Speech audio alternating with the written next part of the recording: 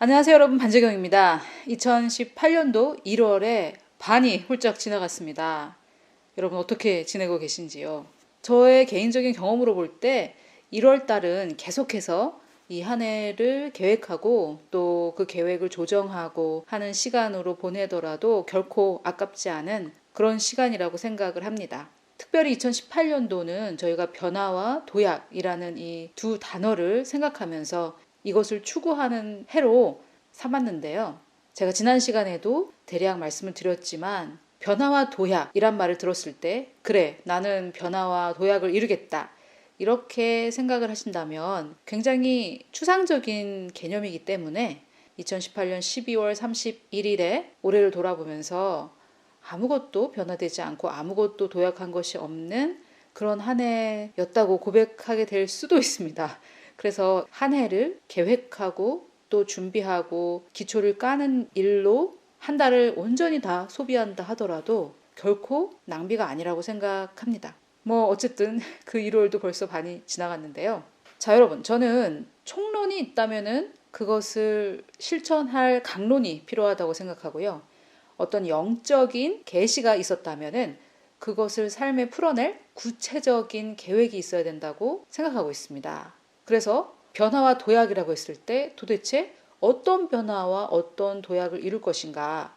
물론 하나님께서 하셔야 될 일은 하나님께서 하시겠지만 내가 해야 될 일은 내가 해야 되겠죠.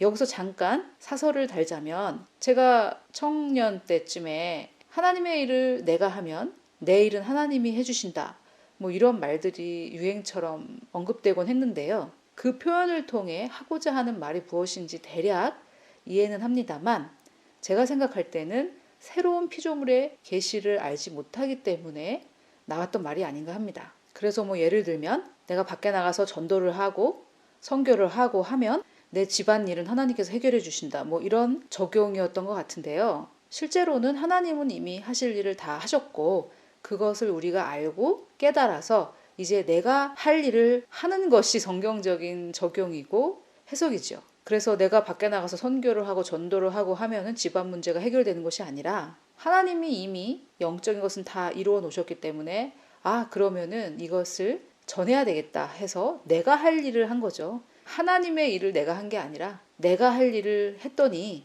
다른 문제들이 해결됐다라고 하는 게 더 정확하겠습니다. 물론 그 말을 하신 분들이 무슨 뜻으로 하셨는지는 저도 이해가 되는데요. 사실 더 정확한 교리를 바탕으로 설명했을 때에는 하나님께서는 이미 하나님께서 하신 일을 하셨고 또 지금도 하고 계신 일이 있다면은 그것은 하나님의 주권으로 하실 일이고 그거에 따른 나의 일은 내가 해야 된다라고 하는 것이 더 정확한 설명이고 이렇게 정확하게 설명해야 우리 안에 혼란이 없겠지요. 자, 그래서 제가 좀 사설을 달았고요. 그러면은 어떤 변화와 어떤 도약을 내 쪽에서는 이룰 것인가? 즉, 어떻게의 문제죠. 변화와 도약, 무엇, what은 여기서 주어졌습니다. what, 무엇, 변화와 도약. 그러면은 그것을 어떻게, how, 이거를 우리가 알아야 되겠죠. 예를 들어서 제가 지난주 말씀 나눌 때 2017년을 2016년이라고 했다가 막 이렇게 헷갈리던데요. 여러분들 다 이해하면서 들으셨다고 생각을 합니다. 자, 예를 들어서 제가 2017년도에 제가 개인적으로 추구했던 것은 내가 하고 싶은 일도 아니고 내가 좋아하는 일도 아니고 그것보다 더 먼저 하나님이 나에게 하라고 하셔서 내가 이 땅에서 꼭 해야 되는 일, 그 일이 무엇인지 발견하고 싶습니다. 이것이 저의 소원이었고요. 또 그것을 알게 되었을 때 뭐 마음속으로는 이제 어렴풋이 알고 있었죠. 사역인데 그 사역을 위해서 저에게 걸림돌이 되었던 것이 건강이었습니다. 제가 뭐 특별한 병은 없었지만 에너지가 항상 부족했고 했기 때문에 제가 저의 부르심을 완성할 때 가장 걸림돌이 됐던 것이 저의 건강이었는데요. 그러면 이 건강을 해결하겠다. 이 건강을 반드시 올해 안에 해결하겠습니다. 그러면은 여기에서 어떻게가 나와야 되겠죠.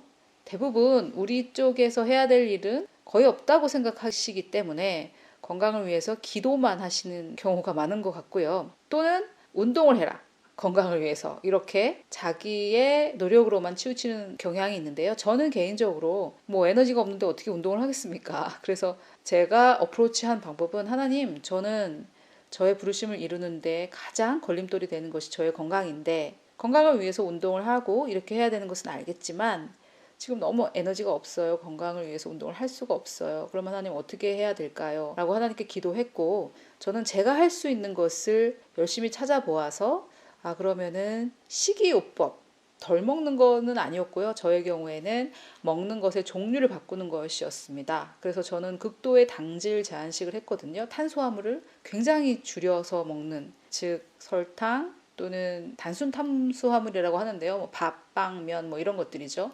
채소 안에 들어있는 탄수화물은 마음껏 먹었고요. 그래서 그러한 식이요법을 알게 되어서 이거는 내가 할 수 있겠다 싶어서 물론 그것도 하나님의 도움 없이는 할 수가 없었기 때문에 하나님께 도움을 청하면서 제가 먹는 것의 종류를 바꿔서 작년에 굉장히 많은 건강의 회복과 도약이 있었습니다. 그래서 건강을 놓고 기도하시는 분들이라면 무조건 기도만 할 일도 아니고요.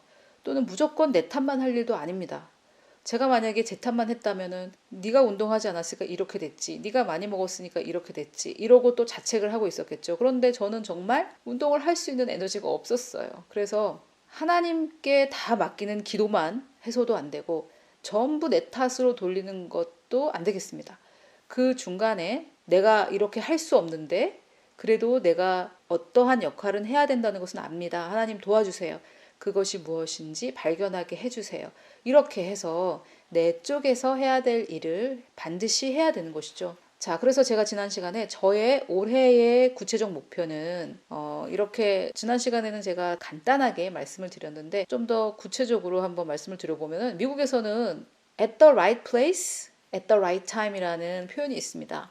우리나라에서는 하나님께서 거기에 내가 딱 가게 하셔가지고 당신을 만나려고 여기에 딱 오게 하셨다 뭐 이런 표현을 할 텐데요. 우리말로는 뭐 사실 정확하게 이 상황을 표현할 길은 없는데 예를 들면 내가 뭔가 필요해서 마트를 딱 갔는데 여러 마트가 있었는데 A라는 마트를 갔더니 또 내가 간 그 순간부터 내가 필요한 그 물건이 세일을 하더라. 이런 상황이죠. 우리는 뭐 딱 무슨 단어가 없는데요. 영어로는 at the right place, 내가 있어야 할 곳에 at the right time, 있어야 할 시간에 있었다라는 그런 표현입니다. at the right place, at the right time 이런 표현을 많이 쓰는데요. 저도 이것이 항상 제 마음의 소원이었어요. 제가 있어야 할 곳에 있어야 할 시간에 있고 싶었고 여기에다가 저는 두 가지를 더 붙였는데요. with the right people, 제가 꼭 같이 있어야 될 사람들과 doing the right things, 꼭 해야 될 일을 하면서 살고 싶다 이런 표현입니다. at the right place, at the right time, with the right people, doing the right things. 이게 제 마음에 항상 소원함이었어요. 그래서 올해는 이것을 좀 이루고 싶다. 정말 바로 여기가 내가 있어야 할 곳이구나라고 제 마음 깊이 내적 증거가 있는 그런 곳에 있고 싶고 있어야 할 바로 그 순간에 함께 해야 될 사람들과 제가 해야 될 그 일을 하면서 있고 싶다. 이것이 저의 소원함인데요. 결과적으로는 everything right, 전부 다 right, 제가 해야 될 거 그것만 하고 싶다 이런 말인데 그런데 이것도 사실 조금 추상적입니다. at the right place, at the right time, with the right people, doing the right things. 이것은 제가 바라보는, 제가 추구하는 바인데 그러면 이거는 어떻게 할 때 이루어지느냐. 이것이 바로 제 쪽에서 해야 될 일들이죠. 여러분 제가 저의 결심과 저의 표어들을 여러분들께 설명해 드리는데요. 지금 제가 전달하는 이 메시지를 들으시는 분들은 아마 수도 없이 많으시겠죠. 제가 여러분들의 각자의 삶에 어떻게 적용하실지를 다 설명할 수는 없겠죠. 그래서 저의 생각과 저의 표와 저의 목적과 소원함을 설명을 드리는데 여러분들께서 잘 적용하셔서 여러분들의 삶에 도움이 되시기를 바라는 마음에 저의 것들을 나눕니다. 그러나 여러분들의 것으로 잘 적용하시면 정말 좋겠습니다. 자, 그래서 저는 everything right 이것을 목적으로 하고 있는데요. 그러려면은 어떻게 해야 되는가 생각을 곰곰이 해보니까 정리정돈이라는 말이 떠올랐습니다. 자, 여러분 우리가 하나님께 기도할 때 새로운 직업을 기도할 수도 있고요. 또는 새로운 관계 친구라든지 아니면은 은혜를 나눌 대상들 뭐 이런 새로운 관계를 기도하시고 또는 결혼 정년기에 계신 분들은 결혼할 자매, 결혼할 형제를 위해서 기도하실 수도 있겠고요. 또 하나님의 말씀에 대해서 내가 머리로는 알지만 마음 깊이 깨달지 못한 것에 새로운 계시를 구하시는 분들도 계실 거고, 또는 지금의 재정 상황이 나에게 불리하기 때문에 어떤 새로운 재정 상황, 즉 돈이 항상 모자라는 상황이 아니라 돈이 넉넉한 그런 상황이 되게 해달라고 이렇게 새로운 것들을 구하고 계실 겁니다. 그렇겠죠. 뭐 과거의 것들을 구하시는 분들은 안 계시겠죠. 그런데 자동차로 예를 한번 들자면요. 이해를 돕기 위해서 자동차를 예를 듭니다. 뭐 전부 다 물건은 아닐 거고, 새로운 직업, 관계, 계시, 재정 상황 등등등 여러 가지의 것들을 새로운 것을 구하는데, 우리의 이해를 돕기 위해서 자동차를 한번 예를 들어보겠습니다. 만약에 지금 하나님께서 이미 주신 자동차를 정리정돈하고 있지 않고 완전히 더럽게 사용하고 있다면, 그러면서 하나님께 새 차를 달라고 기도하고 계시다면은, 여러분, 하나님께서 왜 우리가 더럽힐 또 하나의 차를 주셔야 합니까?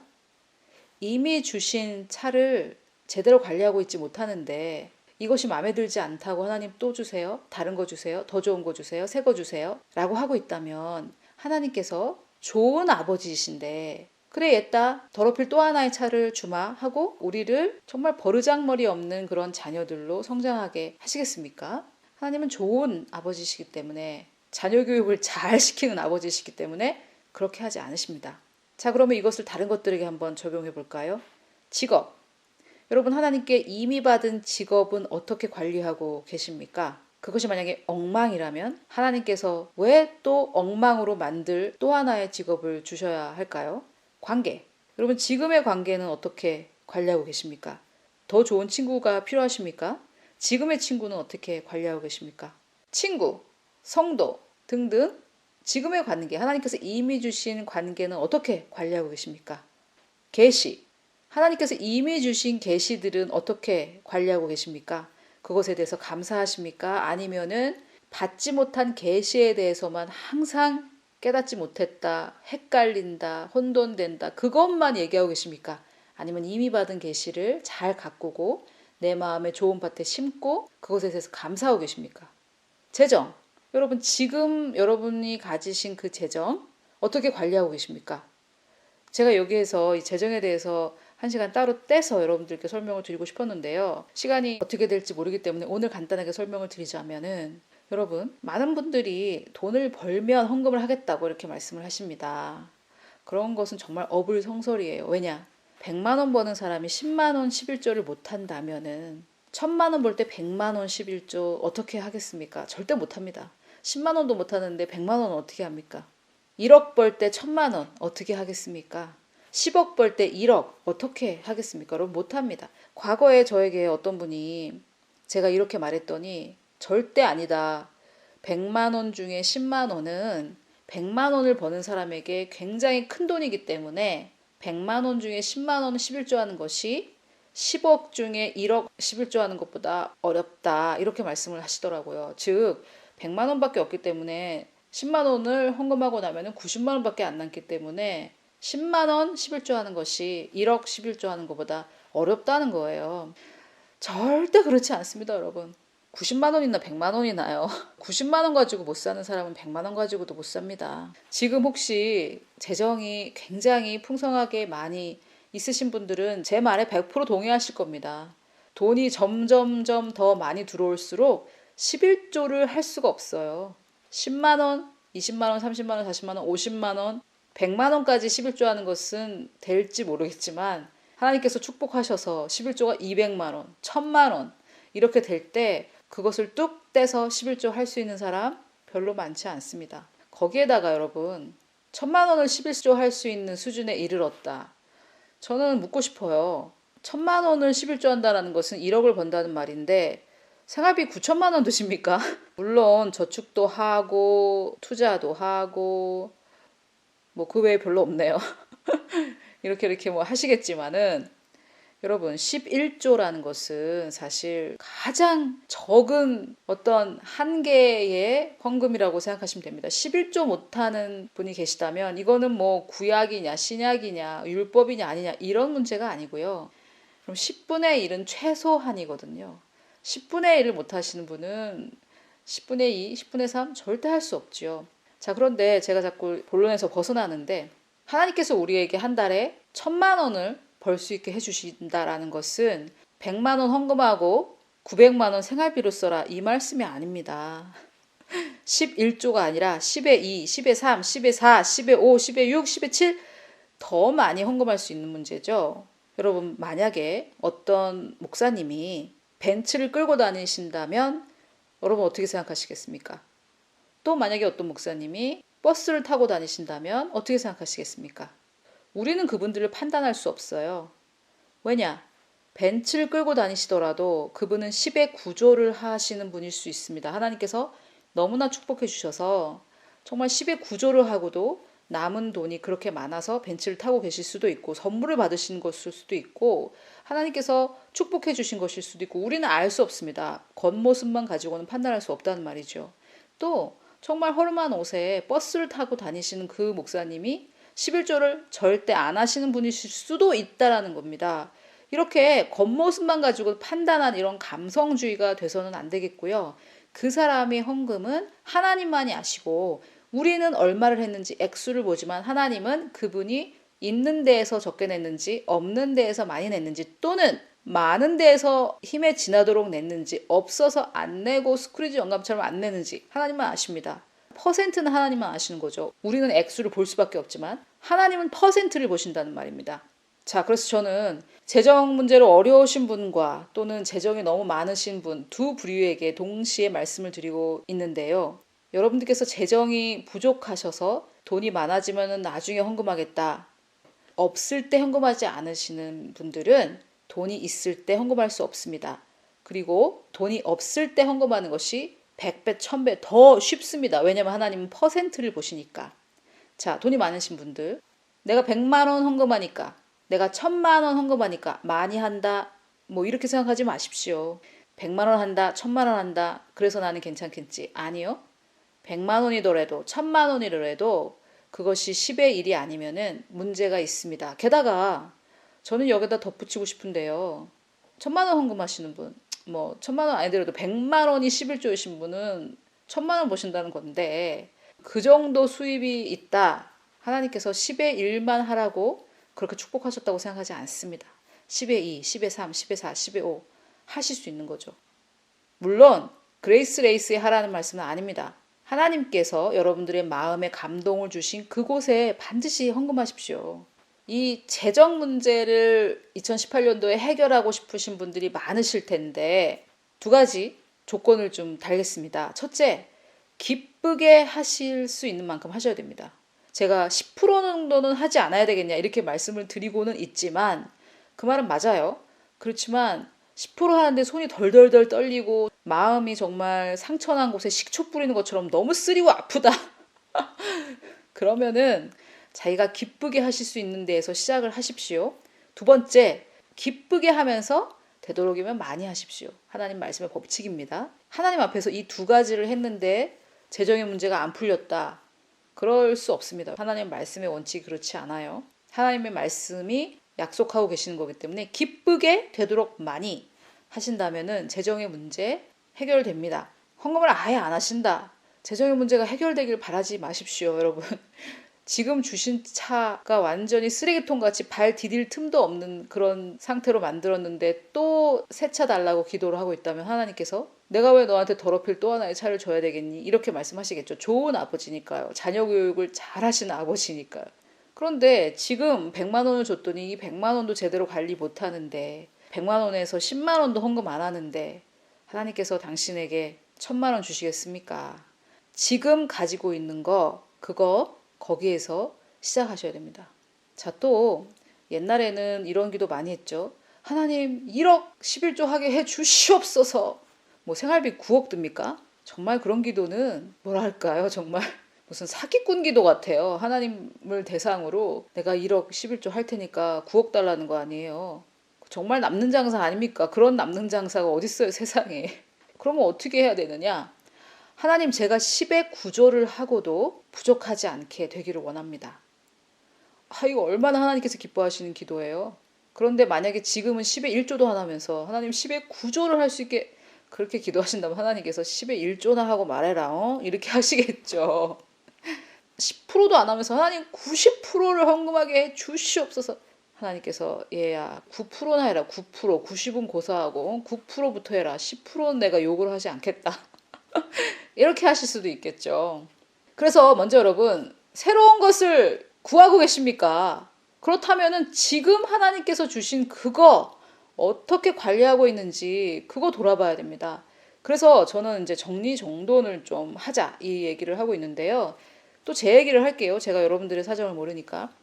제가 사역을 짜임새 있게 좀 하고 싶고 또 전문가들에게 제가 지금 하고 있는 일을 맡기려고 하는데 제가 지금 해야 될 일들은 지금 제가 바라보고 있는 저의 노트북 그 안에 있는 수많은 자료들 동영상, mp3, 회계 자료, 설교 자료 이런 수많은 자료들이 있습니다. 제가 디자인해 놓은 여러 가지 또 정말 수많은 것들이 있어요. 엄청난 많은 자료들이 있는데 이것들을 정리를 하지 않으면서 하나님께 하나님 회계를 관리해 줄 사람을 보내주십시오.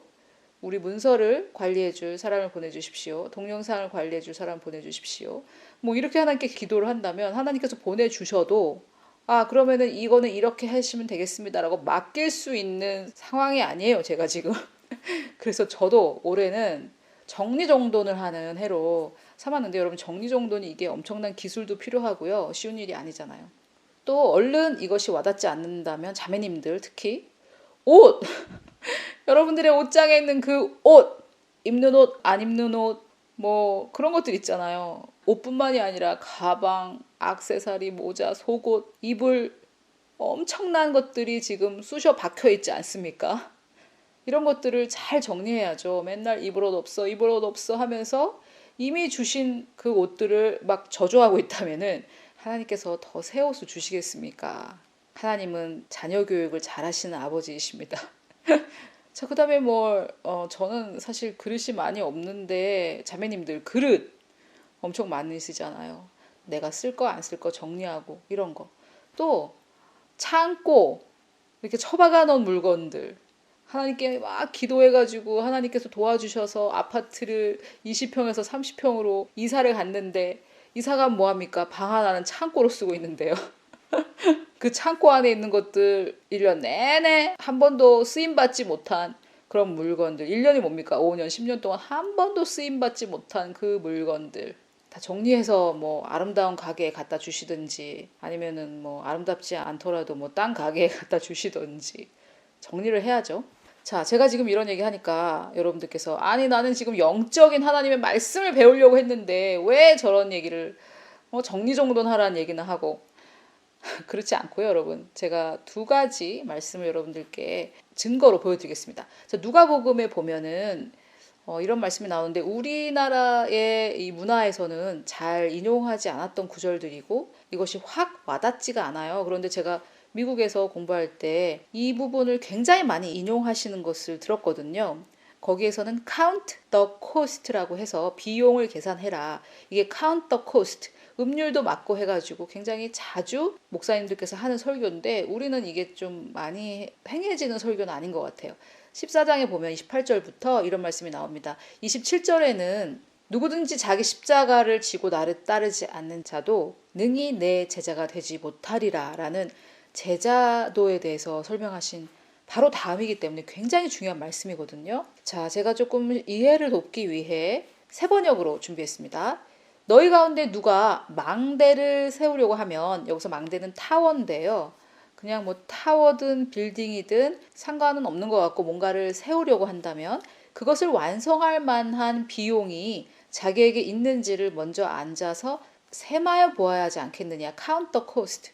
비용을 계산해 봐야 되지 않겠냐 이 말입니다. 자, 이게요 굉장히 중요한 말인데 우리는 믿음으로 하는 것을 왠지 준비 없이 하는 것으로 생각을 해요. 제가 미국에서 비즈니스 스쿨을 했는데요. 사업 계획서라는 것을 씁니다. 초기 자본, 1년 초기 자본을 미리 다 계산해서 사업을 시작하기 전에 초기 자본을 계산해서 그것을 가지고 은행으로 가서 대출을 받을 때 사용하는 것인데요. 제가 그것을 배웠기 때문에 한국에 처음 왔을 때 사업을 시작하시려는 분들 또는 교회 건물을 지으려고 하시는 목사님들이 저에게 어떻게 해야 되는지 많이 물으셨어요. 그래서 제가 사업계획서를 보여드리면서 이렇게 작성을 해오세요 라고 이렇게 얘기하면 두 번 다시 저를 찾아오시는 분이 안 계셨습니다. 사업계획서를 안 쓰는 거예요. 그리고 그런 사업계획서를 쓰는 것 자체를 믿음이 없다라고 생각하고 그냥 준비 없이 맨땅에 헤딩하는 것을 믿음이라고 오해하고 계십니다. 굉장한 오해죠. 준비 없이 가는 게 믿음이라고 생각하시는 거죠. 세례 요한도 30년 준비하고 6개월 사역했고요. 예수님도 30년 준비하시고 3년 사역하셨습니다. 즉 6개월 사역을 위해 30년 준비했고요. 3년 사역을 위해 30년 준비를 했다는 건데 우리는 준비 없이 그냥 나가서 막 싸우는 것이 믿음이라고 생각하는 거죠. 전혀 그렇지 않습니다. 뭔가를 내가 세우려면, 빌딩을 세우려면, 뭔가를 하려면 거기 들어가는 비용을 미리 다 계산을 해보고 있으면 하라는 겁니다. 있으면. 없으면 할 수가 없는 거죠. 그냥 막 부딪혀가면서 그때그때 필요한 것을 막 돌려막기 하는 것을 믿음이라고 생각하는데 그렇지 않아요. 자, 그러면 새로운 관계를 세우려고 하십니까? 계산을 해보셔야죠. 아까 제가 말씀드렸다시피 그동안 나는 이 관계, 친구 관계를 어떻게 관리해 왔나? 내가 지금 새로운 친구는 감당할 수 있는 능력이 있나? 이런 것들을 계산을 해보는 거죠. 그래서 그동안 내가 친구 관계를 제대로 유지도 못하고 친구들하고 우정을 쌓아가는 일을 제대로 못했는데 새 친구는 무슨 새 친구, 있는 친구나 잘 해보자 뭐 이렇게 결론을 내릴 수가 있겠죠. 또는 이제 새로운 친구를 내가 사귈 수도 있는 상황이 되니까 하나님 새로운 친구를 주세요. 뭐 이렇게 할 수도 있겠고요. 또 직업, 새로운 직업을 원하는 기도를 하고 있다면 그동안 내가 가졌던 직업, 거기에서 내가 잘못했던 것은 무엇인가? 항상 상대방 욕만 할 것이 아니라 내가 상사였다면 나 같은 사원은 흡족했을까? 뭐 이렇게 생각을 좀 해봐야 되는 거죠. 그러면 내가 상사라면은 나에게 어떤 것을 원할까? 어떤 것을 고치기를 원할까? 이렇게 셈을 해보라는 거죠. 따져보라는 겁니다. 주판을 튕겨보라는 거예요. 또 계시. 내가 맨날 머리로는 아는데 가슴으로 깨달아지지 않는다. 타령할 일이 아니라 하나님께서 나에게 이미 주신 그 계시들은 나는 어떻게 관리를 하고 있지?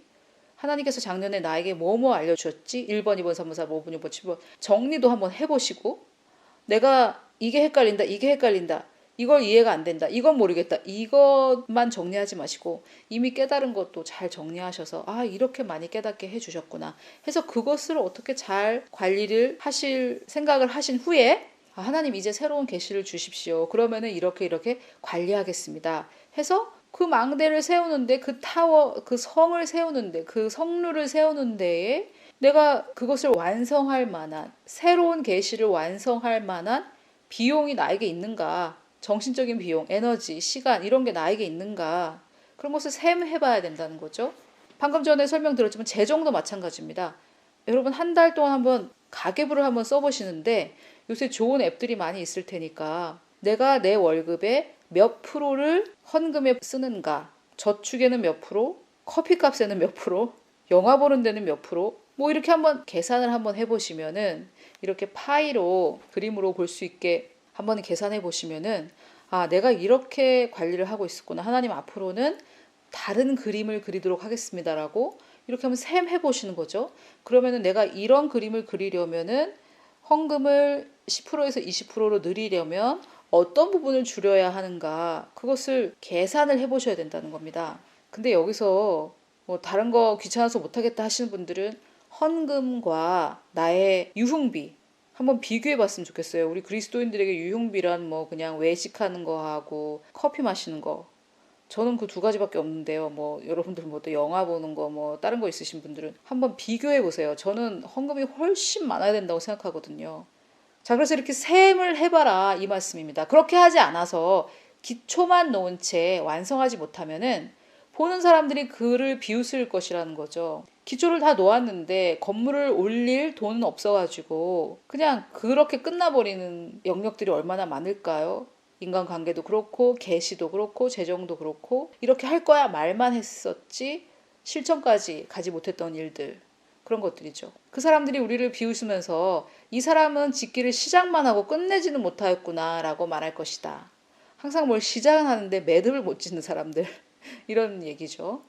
정말 매듭을 짓는 것은 정말 아름다운 일입니다. 이 말씀과 연결되는 말씀이 전도서 7장 8절에 있는데요. 이 일의 끝이 시작보다 낫다라는 말입니다. 이게 무슨 말이냐면 끝이 시작보다 낫다라는 것은 뭐냐면 일을 마무리하는 것이 시작하는 것보다 더 좋다는 거죠. 시작만 하고 마무리를 못했을 때 그것이 굉장히 무의미하다는 거죠. 자, 그래서 이렇게 예수 그리스도께서 우리에게 주신 말씀에도 이런 어떤 구체적인 계획을 세우는 것이 얼마나 중요한지 말씀하시는 것이 있고, 또 구약에서 제가 하나 찾았는데요. 바로 잠언 31장 현숙한 여인에 대한 말씀입니다. 이 현숙한 여인은 사실은 어떤 실제 존재한 여인이라기보다는 상상 속의 여인인데요.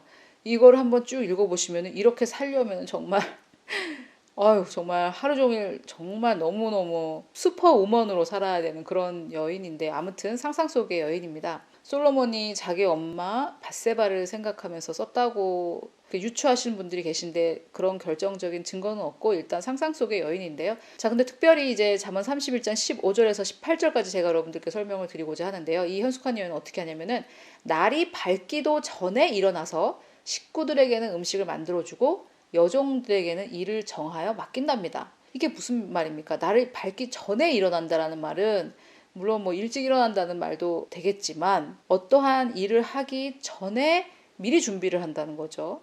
식구들이 일어나면 그때서야 음식을 만드는 것이 아니라 미리미리 다 한다는 거죠. 미리미리. 왜냐면은 닥치는 일을 감당하다 보면 어떤 사건 사고가 터졌을 때 그것을 메꿀 수가 없잖아요. 모든 일은 미리 해야 됩니다. 여러 가지 사건이 벌어지기 때문에요. 자, 그리고 여종들에게는 일을 정하여 맡긴다고 하는데요. 즉, 이 사람에게는 어떤 일을 맡기고 저 사람에게는 어떤 일을 맡기고, 누가 무슨 일을 잘하는지를 판단해서 일을 골고루 맡기는 거죠. 그렇게 하려면 준비가 많이 필요합니다. 저도 일을 맡기는 입장인데, 일을 맡기려면 그냥 맡기는 게 아니거든요. 그 일을 맡기는 게 제가 그냥 다 하는 것보다 더 힘들어요. 그래서 31장 15절 같은 경우에는 이 여인이 구체적인 적용을 잘하는 여인이고, 또 미리미리 준비하는 사람이라는 것을 알 수 있습니다. 자, 16절에 보면 밭을 살 때에는 잘 살펴본 다음에 사들이고, 이게 무슨 말입니까? 감정적으로 결정하지 않는다는 거죠. 그냥 갑자기 뭐 이렇게 해가지고 와 그래 막 하자 막 이렇게 감정적으로 일을 처리하는 것이 아니라, 미리 잘 살펴본 다음에 이것을 사야 되는지 말아야 되는지 판단하고 나서, 판단이 서면 그때 사들인다는 거죠. 감정적인 선택을 하지 않는다는 겁니다. 또 자기가 직접 번 돈으로 포도원도 사서 가꾼다. 그래서 이것은 자기가 재정관리를 잘한다는 뜻이 들어있죠. 내가 번 돈으로 투자를 해서 그것으로 포도원을 사서 그것도 또 잘 가꾼다는 거죠. 어떤 재정관리의 치밀한 모습이 16절에 나타나 있습니다. 17절에 보니까 허리를 단단히 동여매고 억센팔로 일을 한다. 네, 이거는 제가 어떻게 해석을 해야 되는지 아직 잘 모르겠고요. 18절로 넘어가겠습니다. 사업이 잘 되어가는 것을 알고 밤에도 등불을 끄지 않는다. 자, 아침에 날이 밝기도 전에 일어나고 밤에도 잠을 안 잔다. 상상 속의 여인입니다. 잠을 자야죠. 그런데 여기서 하려는 말은, 내가 이렇게 하니까 사업이 잘 돼가네? 이 기회를 놓치지 말고 이 잘 돼가는 이 상황을 잘 활용하자, 이런 거죠. 사업이 잘 되는데 드러누워 있다든지 이렇게 하면 안 되겠죠. 잘 되니까 게을러지는 것도 아니고, 사업이 잘 돼가네? 그러면은 이걸 또 어떻게 더 잘 굴러갈 수 있도록 생각을 해보자. 굉장히 치밀하고 계획을 짜고 기획을 하는 그런 여인이라는 것을 알 수가 있습니다. 구체적인 부분까지 관리하는 그런 여자죠. 자, 여기서 저는 우리 한국 교육이 이런 구체적인 적용을 하는 데 있어서 어떻게 해야 되는지 알려주지 못했다고 생각하고요. 그래서 뭐 해외에서 이렇게 리더십 교육이라든지 이럴 때 이런 구체화하는 것들을 또 교육해 주는데, 그러면은 그 리더십 교육을 배우러 간 사람이 아니 이 리더십 배우러 왔더니 왜 이런 거를 가르쳐 주나라고 이런 것들을 굉장히 하찮게 보시고, 뭔가 좀 마술적이고 뿅 하면 딱 되고 뭐 이런 것들을 이제 요구하시는데, 전혀 그렇지 않고요, 여러분. 제가 미국에 있을 때 정말 자주 들었던 말이 뭐냐면, 사역은 뭡니까? 그러면은 WORK 이렇게 대답을 막 하고 그랬어요. 사역은 일이라는 거죠, 일. 구체적인 이런 자잘한 일들이 굉장히 많은데, 그런 것들을 돌아보지 않고 항상 어떤 영적인 플랜카드만 계속 외치고 있지는 않으십니까? 변화와 도약! 너무 멋있어! 그런데 그 변화 도약을 이루기 위해서 나는 무엇을, 또 그 무엇을 어떻게 할 것인가, 이것이 굉장히 중요합니다. 그래서 제가 오늘 성경에 두 가지 말씀을 드리면서 그것을 저는 어떻게 적용할 것인지, 올해 제가 everything right 이것을 하고 싶은데 그것의 구체적 적용은 저는 정리정돈하는 해로 정했다라고 이렇게 말씀을 드렸는데요. 정리정돈, 그동안에 나에게 주신 것들, 직업, 관계, 계시, 재정, 여러 가지 자료들, 가지고 있는 물건들, 이런 거 이미 주신 거 어떻게 관리하고 있는지, 관리가 잘 되고 있다면은 새로운 것을 받을 준비가 되신 거고, 관리가 잘 되고 있지 않다면은 도약과 변화를 위해서 올해는 이것을 잘 정리정돈하는 해로 삼으시면 좋겠고요. 저도 한 1년 걸릴 것 같은데 하나님께서 도와주시면 더 짧아질 것입니다. 그래서 시작해 놓은 일들, 벌려 놓은 일들 잘 마무리하는 그런 한 해가 될 수 있도록 1월은 계속해서 제가 어떻게 올 한 해를 살아갈 것인가, 변화와 도약을 어떻게 이루을 것인가, 그것을 계속해서 강조하려고 합니다. 우리 하나님께서 창세기에 이 우주를 창조하시는 과정을 보면 하나님은 정말 계획적이시고 치밀하십니다. 하나님은 계획 없이 그냥 막 일을 벌리시는 분이 아니라 순서에 맞게 첫 번째 해야 될 것은 첫 번째 하고 두 번째 해야 될 것은 두 번째 하시는 그런 분이십니다. 큰 그림을 보시기 때문인데요. 우리는 그러한 하나님의 형상으로 지어진 자들이기 때문에 우리에게도 그러한 능력이 있습니다. 그래서 우리가 올 한 해 변화와 도약을 이루고자 할 때 그것을 이제 어떻게 내 삶에 이룰 것인가에 있어서 우리의 삶을 잘 정리정돈하려고 결심하면 우리 안에 이미 계신 예수 그리스도께서 우리에게 그 능력을 사용할 수 있도록 도와주실 것이고, 그 무엇보다도 하나님의 형상을 닮아가는 그 과정을 하나님께서 기뻐하실 것입니다. 그래서 올 한 해 변화와 도약을 이루기 위해 하나님께서는 하나님의 일을 하시고 나는 내 일을 하겠다라고 결정하시고 또 그것을 실천하는 여러분들에게 그분 안에서는 모든 것을 할 수 있는 능력을 주시는 우리 주 예수 그리스도의 이름으로 축복합니다.